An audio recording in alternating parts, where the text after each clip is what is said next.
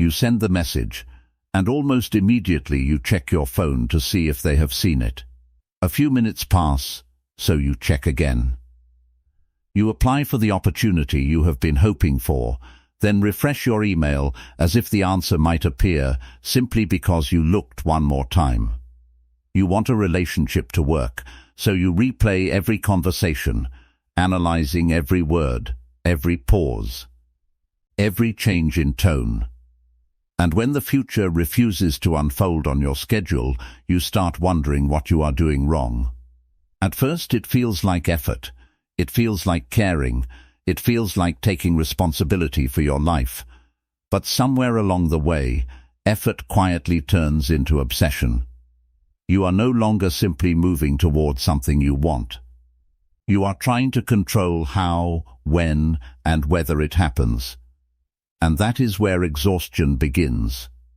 Because sometimes the thing draining you isn't the uncertainty of the outcome.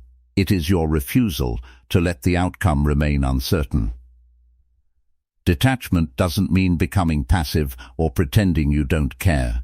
You can work hard, communicate honestly, pursue the opportunity, and love deeply. The difference is that you stop making your inner peace dependent on one specific result. But why does letting go feel so frightening when you know you're exhausted? Because underneath the desire to have something may be a much deeper fear. The fear that if you stop chasing, you'll have to face the possibility that it was never yours to hold. Lesson 1. What are you really chasing? Sometimes we become so focused on getting something that we never stop to ask what we actually expect it to give us. You think you want the relationship, but perhaps what you really want is to feel chosen. You think you want the promotion, but underneath that ambition may be a desperate need to finally feel worthy. You think you want more money, but what you're really craving may be the sense of safety you believe money will provide. This is where desire becomes much more complicated than it first appears. Because the thing you are chasing and the feeling you are chasing through it are not necessarily the same thing. A person may spend months trying to get someone back, believing that their life will finally feel peaceful when that person returns. But if they are honest, what they may actually want is relief from rejection, loneliness, or uncertainty. And this matters because the mind can attach an enormous amount of emotional weight to an external outcome. Suddenly, one person becomes responsible for your happiness. One job becomes proof of your value. One amount of money becomes the boundary between feeling safe and feeling afraid. Buddhist philosophy gives us a useful way to understand this through craving. Wanting something isn't automatically a problem. The suffering begins when the mind quietly changes "I would like this" into "I need this before I can be okay." That small change can turn an ordinary desire into a source of constant anxiety. And here is the uncomfortable question. If you finally get what you have been chasing, will the feeling actually stay? You get the relationship, and eventually another fear appears. You reach the financial goal, and then you worry about losing it. You achieve the success you wanted, and suddenly you need the next achievement to feel valuable again. Sometimes we aren't desperately chasing the thing. We're desperately chasing the feeling we believe the thing will finally give us. And once you understand that, you can begin asking a much deeper question. What if your peace doesn't have to wait for the outcome? Lesson 2. When desire becomes attachment.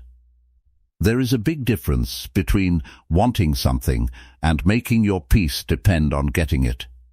You can hope for a certain outcome while still remaining steady, but once your mind decides that everything must happen a particular way, your emotional state begins moving with every little change. If the answer is yes, you feel relief.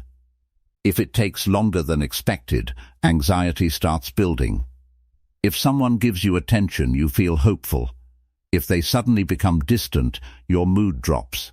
Nothing inside you has actually become less valuable, yet your sense of peace rises and falls according to circumstances you cannot fully control. This is what makes attachment so exhausting. You aren't simply pursuing something anymore. You're constantly monitoring it. Has it happened yet? Are they changing their mind? Did I do something wrong? Is it slipping away? The mind becomes a security guard standing outside a door that it can never completely lock. Buddhist non-attachment offers another way. It doesn't ask you to become cold, emotionless, or indifferent. You can deeply love someone, care about your career, desire financial stability, and work toward meaningful goals. The difference is whether you can hold those desires without allowing them to control your entire inner world. Consider the difference between two thoughts. I would love for this to happen. And this must happen. Otherwise I cannot be okay. The first is a preference. The second is attachment. A preference leaves room for reality to surprise you. Attachment turns reality into something you constantly have to fight whenever it refuses to cooperate. And this is where detachment becomes surprisingly powerful. When you loosen your grip, you don't necessarily care less. You simply stop making one outcome responsible for your emotional survival. But this creates an important question. If you stop obsessing over the result, won't you become passive? Won't you stop trying? Not at all. And understanding that difference may completely change the way you pursue everything you want. Lesson 3. Detachment does not mean doing nothing. There is a dangerous misunderstanding about detachment. Some people hear let go and assume it means stop trying, stop caring, or simply sit back and wait for life to decide what happens. But that isn't detachment. You can have goals, take risks, work hard, and care deeply about the direction of your life while still learning how to release your grip on the final outcome. Apply for the job. Improve your skills. Tell someone how you feel. Build the business. Take care of your health. Set the boundary you have been avoiding. Pursue the relationship honestly. Make the plan and give it your best effort. None of that contradicts detachment. The difference appears after you have done your part. Do you keep refreshing your email every 5 minutes? Do you replay the conversation searching for something you could have changed? Do you measure your worth by whether the answer is yes? Do you spend your entire day mentally trying to force an outcome that is no longer in your hands? That is where effort becomes attachment. Your responsibility is to plant the seed. You can choose the soil, water it, protect it, and give it the conditions it needs. But you cannot command the weather. Growth depends on countless conditions beyond your control. Life works the same way. Your choices matter, but so do timing, circumstances, other people, chance and conditions you may never see. This doesn't make your effort meaningless. It makes your effort realistic. Detachment is not the absence of effort. It is effort without psychological slavery to the result. You give the interview your best. You speak honestly. You make the decision. Then you allow reality to answer. And sometimes reality answers in a way you desperately wanted to avoid.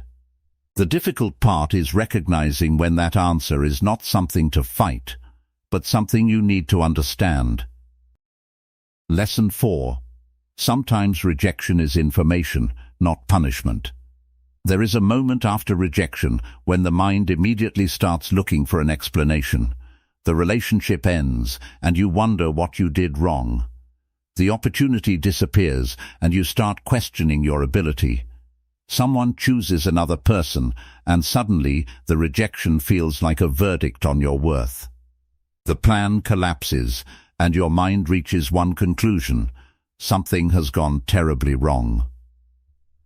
But what if rejection is not always a judgment?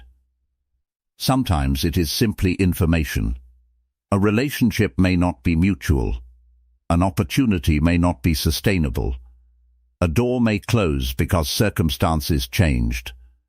A plan you were deeply attached to may no longer fit the person you are becoming. None of this automatically means the experience was good, necessary, or secretly designed for your benefit. Some things hurt simply because they hurt. Buddhist philosophy invites us to look at reality without immediately adding another layer of resistance. The event happens, and then the mind creates a second struggle by insisting that it should not have happened. That second struggle can keep you trapped far longer than the original disappointment. You replay the conversation. You imagine different decisions. You construct alternate futures. You keep trying to mentally negotiate with something that has already become part of the past. Acceptance doesn't mean pretending rejection was wonderful. It doesn't mean calling pain a blessing or convincing yourself that everything happens for a reason. Acceptance means stopping yourself from arguing with the fact that it happened. Once you can see the situation clearly, you can finally ask a more useful question. What is this telling me about reality right now? Maybe you need to change direction. Maybe you need stronger boundaries. Maybe you need to improve something. Maybe you simply need to stop investing where there is no mutual interest. That kind of clarity is far more powerful than desperately searching for a hidden reason. And yet there is one form of rejection that can become especially painful, because it involves something you cannot control through effort. Another person deciding that they do not want what you want. Lesson 5. Stop trying to make someone choose you. There is a particular kind of exhaustion that comes from trying to convince another person to stay. You become more patient, more understanding, more available. You explain yourself carefully. You overlook things you normally wouldn't accept. You try to become easier to love, easier to understand, easier to keep.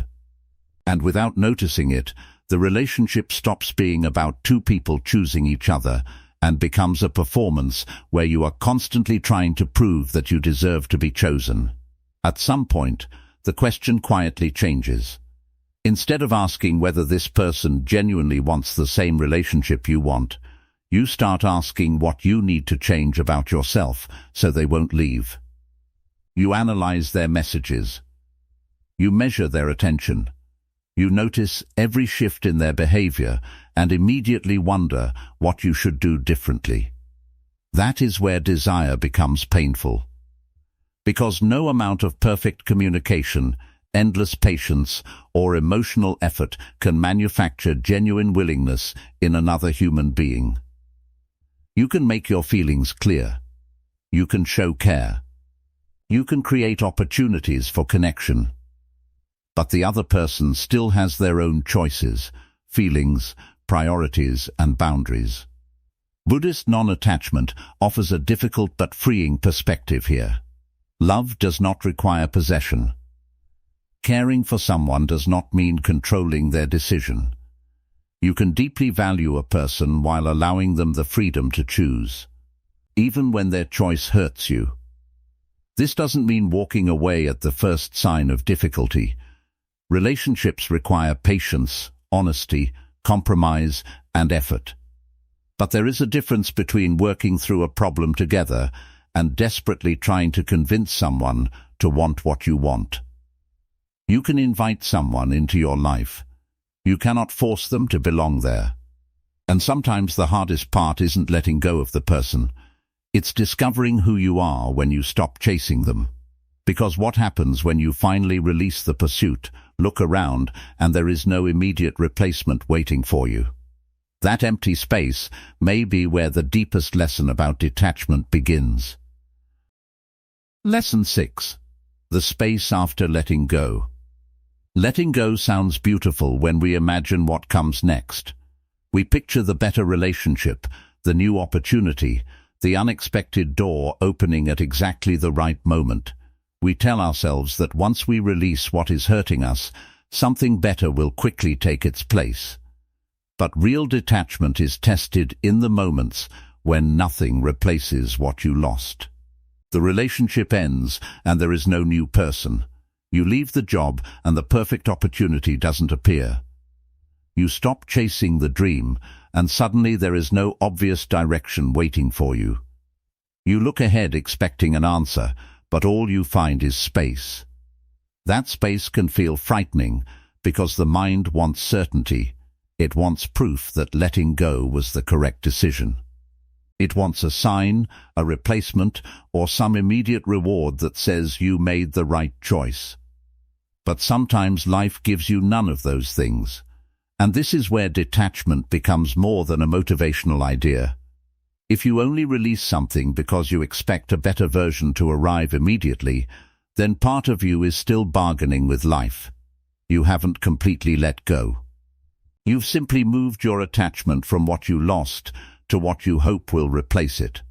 If you only let go because you expect something better to arrive, you haven't completely let go. You've simply changed what you're waiting for. Buddhist understanding of impermanence offers no guarantee that every ending will be followed by the outcome you prefer. Conditions change. Some doors open, others close, and sometimes you spend a period of time without knowing what comes next. That uncertainty doesn't mean you made the wrong choice. It may simply mean you are between chapters. So instead of immediately filling the empty space, learn to stay there for a while. Let yourself breathe without needing an immediate answer. Discover what remains when there is no person to chase, no outcome to monitor, and no future to obsessively predict. You may discover that uncertainty is uncomfortable, but it isn't unbearable. Perhaps the empty space isn't punishment. Perhaps it is where you finally learn that you can stand on your own without knowing what comes next. And once you no longer need an immediate answer, another obsession begins to lose its power. The constant question of when everything will finally happen. Lesson 7. Stop asking when it will happen. There is a question that can quietly consume years of your life. When will it finally happen? When will I meet the right person? When will my career change? When will the money come? When will all this effort finally pay off? When will I finally feel like my life is moving in the right direction? The question sounds harmless, but notice what happens when you repeat it often enough. Your attention leaves the life you're actually living and moves into an imaginary future where everything is finally resolved. Today becomes something you tolerate while waiting for the real beginning. And the strange part is that your mind believes certainty about the future would finally calm you down. If you only knew when the relationship would arrive, when the opportunity would appear, or when your circumstances would change, perhaps you could relax. But imagine receiving the answer. You finally get the relationship. Then another question appears. How long will it last? You finally reach the financial goal. What if I lose it? You finally get the career you wanted. What happens if something better comes along? Suddenly, you realize the problem was never simply not knowing the date. The mind was trying to secure something that cannot be permanently secured. This is where impermanence becomes deeply practical. Everything we experience is subject to change. Even the outcome you've been desperately waiting for will eventually change shape. So building your entire peace around reaching one particular moment only creates another reason to become afraid of losing it. Instead of repeatedly asking when your life will begin, try a different question. What can I do with today? You can prepare for the future without mentally living inside it. You can work toward the relationship without obsessing over when it arrives. You can build your career without turning every slow month into evidence that you're failing. You can make plans while remaining present enough to notice what is happening around you. Because something interesting happens when you stop staring at the door you're waiting to open. You finally notice the doors that are already open. And that may reveal something about your life you have been too focused on one particular outcome to see. Lesson 8. Let life surprise you. Have you ever wanted something so specifically that you stopped noticing everything that didn't look like it? You wanted one particular person, so anyone else felt irrelevant.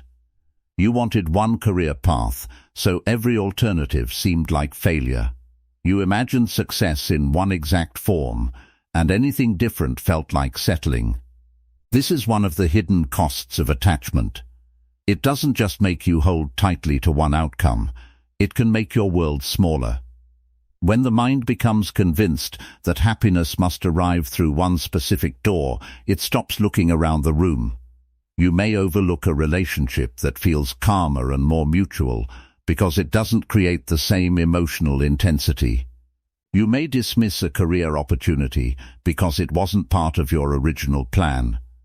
You may even reject a completely different definition of success because you're still trying to become the person you once thought you were supposed to be. And that's the strange thing about chasing one future too intensely. You can become so focused on getting there that you fail to notice that you have changed along the way. Maybe the person you desperately wanted 6 months ago no longer fits the person you are becoming. Maybe the dream you once considered essential was actually connected to an old version of yourself. Maybe the life you thought would make you happy was built from expectations you inherited from other people. Detachment creates something that obsession cannot. Space. Space to notice. Space to reconsider. Space to discover that your life may contain possibilities you couldn't recognize while you were demanding one specific answer. This isn't about believing that every disappointment is secretly part of a perfect cosmic plan. Sometimes things simply don't work. Sometimes you lose something you genuinely wanted. But remaining open allows you to respond to reality instead of spending your life trying to force reality back into an old picture. Sometimes letting go doesn't remove possibilities from your life. It allows you to finally see possibilities you were too focused to notice. And once you become open to an unexpected path, another question begins to surface. What if the thing you're holding on to isn't a person or a dream at all? What if you're holding on to an invisible deadline for when your life was supposed to become the life you imagined? Lesson 9. Release your timeline. There is a quiet pressure that becomes heavier as the years pass. By now you think you should be married, you should own a home, your career should be established, your finances should look better, you should know your purpose, you should have figured yourself out by now. And when your actual life doesn't match that picture, it can feel as though everyone else received a map that somehow never reached you. But who created that map? Maybe it came from your family, maybe from friends, maybe from social media, movies, or the expectations you absorbed without ever consciously choosing them. Somewhere along the way, you built an invisible schedule for your life. And now you're using it to measure whether you're succeeding or falling behind. The painful part is that the comparison usually isn't between your life and reality. It's between your life and an imagined version of where you think you should be. You see someone buying a house, but you don't see their private struggles. You see someone getting married, but you don't know what their relationship feels like behind closed doors. You see someone succeeding professionally, but you don't know what they sacrificed to get there. Yet your mind takes their visible milestone and compares it with your invisible uncertainty. That comparison can make a perfectly meaningful life feel like a delay. Buddhist philosophy offers another way to look at this. Everything changes, including your circumstances, priorities, identity, and understanding of what you actually want. There is no permanent version of you standing at the end of a fixed timeline, waiting for life to finally become complete. You are becoming. And that means the destination you are desperately trying to reach today may not even be the destination you would choose after another few years of living, learning, losing and changing. So perhaps you aren't behind. Perhaps you are simply measuring your life against a timeline that was never yours. The moment you stop demanding that your life arrive on someone else's schedule, something begins to loosen inside you. And then the title of this entire video starts to mean something much deeper than waiting for fate to deliver what you want. Lesson 10. What is right for you won't require you to lose yourself. Think about how much energy people can spend trying to hold on to something they are terrified of losing. They over-explain, they compromise their boundaries, they keep proving their value, they work themselves into exhaustion. They ignore what they know because accepting reality feels more painful than continuing the struggle. And sometimes the thing they are trying so desperately to keep isn't actually giving them peace. It is giving them anxiety disguised as hope. This is where detachment reaches its deepest meaning. Detachment does not ask you to stop caring. It asks you to stop clinging. You can love someone without needing to possess their feelings. You can pursue a dream without making its achievement the condition for your happiness. You can work intensely toward a goal without allowing one result to determine your worth. You can hope for something deeply while still leaving enough space for reality to answer differently. That is a very different kind of strength. Because when you believe you absolutely must have something, fear enters everything you do. Every delay feels threatening. Every disagreement feels like the beginning of the end. Every setback feels personal. You aren't simply enjoying the journey anymore. You're trying to protect a specific future from changing. But life has never promised us that kind of control. So perhaps the phrase, if it is meant for you, it will come, needs to be understood differently. It doesn't have to mean that an invisible force has guaranteed a particular person, job, relationship or outcome for you. Life doesn't give us that certainty. Maybe the deeper wisdom is much more grounded. What belongs in your life should not require you to abandon yourself in order to keep it. Sometimes what you desperately want may not be what ultimately supports your growth. Sometimes the closed door hurts, precisely because you were convinced it was the only door worth walking through. And this is where freedom begins. Not when you finally get everything you wanted. Not when every relationship works. Not when your career becomes perfect. Not when the future finally follows your plan. You become free when you realize you can remain whole, even when life gives you something different. You can care without clinging, love without possessing, work without obsessing, hope without demanding, plan without pretending you control every condition. And perhaps that is what genuine detachment really gives you. Not a guarantee that everything you want will arrive, but the confidence that whatever arrives, you will not have to lose yourself trying to hold it. Go back to that person from the beginning. The phone is still sitting beside them. The message may still be unanswered. The opportunity they wanted may still be uncertain. The person they hoped would return may still be gone. Nothing outside of them has suddenly rearranged itself to guarantee a happy ending. But something inside them has changed. They still take action. They still care deeply. They still make plans, pursue meaningful goals, and allow themselves to hope. The difference is that they no longer squeeze every situation until it gives them the answer they desperately want. They can send the message without checking their phone every 30 seconds. They can apply for the opportunity without allowing the result to decide their worth. They can love someone without trying to control whether that person stays. They can walk toward a future they desire without demanding that life reveal the entire path today. They have learned to hold life with an open hand. And perhaps that is what detachment was trying to teach them all along.